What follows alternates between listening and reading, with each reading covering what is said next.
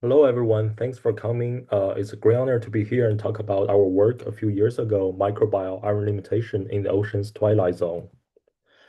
This is a group effort. We have contribution from many collaborators, including Lydia Babcock-Adams, Renee Boteau, Matt McGilvan, Laurie Mank, a group of dissolved iron experts, and my advisor, Dan Rapetta. I would like to thank NSF and the Simons Foundation for funding support. Okay, I think we all agree that iron is important. In seawater, 99% of dissolved iron are bound to organic ligands, which makes the chemistry of iron very different from nitrogen and phosphorus. To understand the bioavailability of iron and the cycling of iron, we need to start looking at these ligands on the molecular level.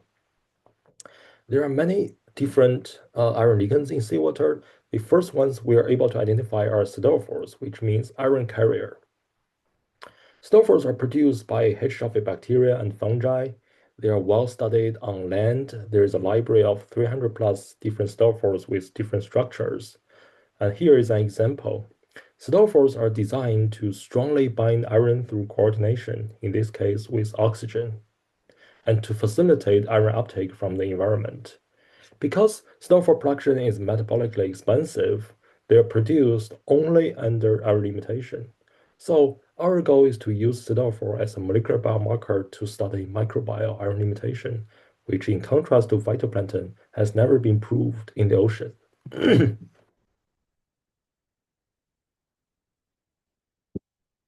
method to sample siderophore is solid phase extraction. We pump filtered seawater through this cartridge, which retains siderophores and other organic molecules.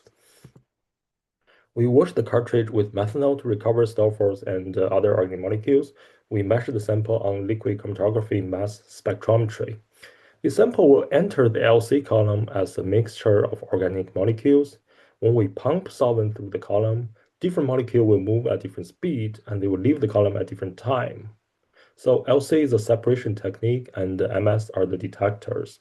The first detector, ICP-MS, breaks down the compound and measures the iron inside. So a peak means at this time, iron siderophore comes out of the LC and gets detected by ICP-MS. So we use it to look for and quantify siderophores. To identify siderophores, we rely on the second detector, electrospray ionization mass spectrometer, which is a soft ionization. The molecule is kept intact for molecular weight determination. We can find the molecular weight by looking for this pair of co-eluting ions with a mass difference of 2 and abundance difference of 15.7, representing siderophore bound to iron 56 and siderophore bound to iron 54, which coexist in the sample.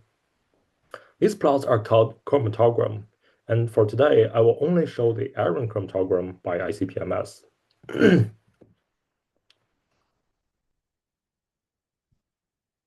With this method, we collected siderophore samples along the Geotrace's GP15 transect in the Pacific Ocean, and here is how the data look like.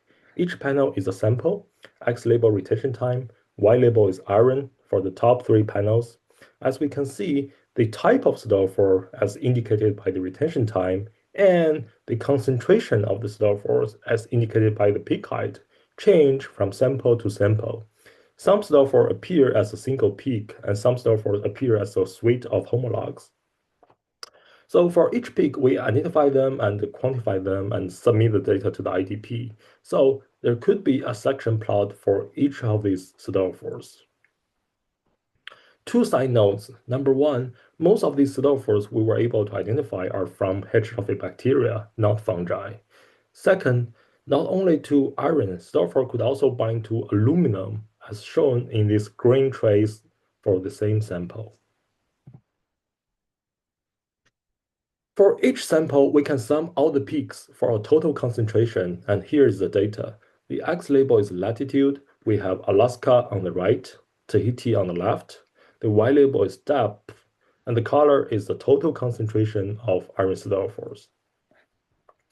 The most striking feature of this plot is the high concentration of siderophores between 200 and 400 meters in the twilight zone. This is surprising because compared to the surface ocean, Twilight zone has a lower supply of organic carbon and presumably lower bacterial iron demand, as well as a higher iron concentration. Therefore, the microbial iron limitation was expected at the surface, not in the twilight zone. In addition, this high concentration could be due to either fast production of siderophores or slow consumption of siderophores. So, to confirm microbial iron limitation in the twilight zone, the concentration data is not enough. We need to measure the siderophore turnover.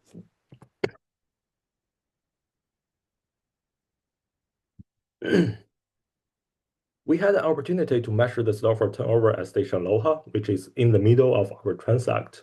To be realistic, the first thing we did was to consult our transect data and figure out which are the sulfurs in situ. Then we grow cultures that produce those sulfurs. We collect the sulfurs, we label them with the rare isotope iron 57 as our spike. So we went to Station Loha. We gave the spike to the unfiltered seawater, and we incubate the sample in the dark for a few days. Here's the data for 300 meter. X label retention time. Y label is iron 57. The green trace represents the sample before incubation, and the blue trace is after the incubation. As we can see, there are multiple peaks representing different sulfurs, but they all behave the same. They are all completely consumed after the incubation.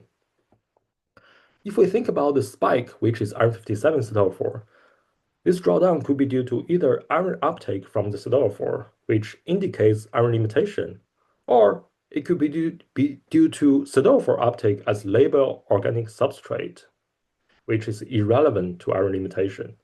So it is important to distinguish these two uptake.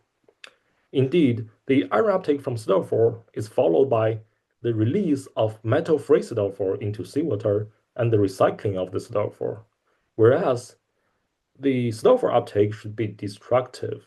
So we can distinguish these two possibilities by looking for metal-free sulfurs in seawater at the end of the incubation.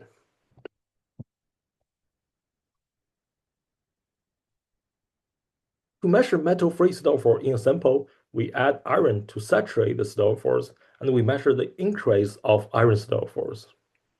On the right panel, the newly added dark blue line represent the sample after incubation with iron addition. So the difference between the light blue and the dark blue represents the metal-free sulfurs at the end of the incubation. And the difference between the dark blue and the gray represents sulfurs we were not able to recover even after iron addition. So we attribute that to sulfur uptake as labile organic substrate or sulfur used for energy. At Station Aloha, we did a depth profile. The dashed line was the initial spike, so we added the same amount to every single depth. Between 200 and 400 meter, most of the spike was consumed after the incubation, and the majority was attributed to iron acquisition. This means microbial community at this depth interval was taking iron from the sulfurs. This coincides with the depth interval we saw in the transect where we see a lot of sulfurs, confirming microbial iron limitation in the twilight zone. In contrast, at the surface, there was uptake of the spike, but mostly for energy. This agrees well with the low sulfur concentration we find in the geotraces transect. In summary, our results provide one of the first evidence of iron limitation on heterotrophic bacteria. It also shows that nutrient limitation could extend below the euphotic zone. However, the reason why the limitation occurred in the twilight zone but not the surface remains unclear. Our understanding is, at the surface, iron concentration is low, but nitrogen concentration is also low, and perhaps more limiting than iron at the surface. In the neutrocline, nitrogen increased by a factor of 1,000, whereas iron only increased by a factor of 5, leading to a decrease of iron to nitrogen ratio with depth. Thanks to the IDP, we can calculate the iron to nitrogen ratio in the twilight zone of the global ocean, and we found that in most of the region, the ratio is lower than the minimum required quota for heterotrophic bacteria, which potentially leads to microbial iron limitation and sulfur production as a response. Thanks.